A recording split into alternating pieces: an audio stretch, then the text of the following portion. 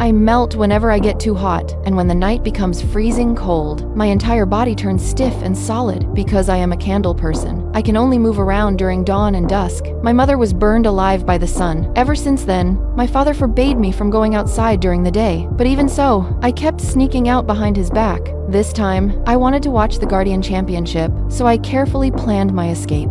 I placed mirrors around my room in advance, so when the sun rose, the light would reflect onto my body and restore the strength I lost during the freezing night. Before my father had even thawed out, I slipped into the shadows of the forest. Because the sun and the moon appeared in the sky at the same time, the arena was divided into two worlds, one of light and one of darkness. And I stood right on the boundary between them. My world once had no light at all, until the sun god chained the sun and dragged it across the sky. Another warrior, the moon god, brought the moon back from the realm of dreams. They each built a moving temple, pulling the sun and the moon forward every day. And that was how day and night were born. But one day, the sun temple was destroyed. A lava monster extinguished the sun and sent two demons to guard it, waiting until all light disappeared forever. So the sun god, the moon god, and I set out to save the sun. But my companions were soon trapped in danger. The only way to turn everything around was to relight the sun. So I blew toward it with all my strength. The heat began melting my body away, but even knowing it would cost me my life,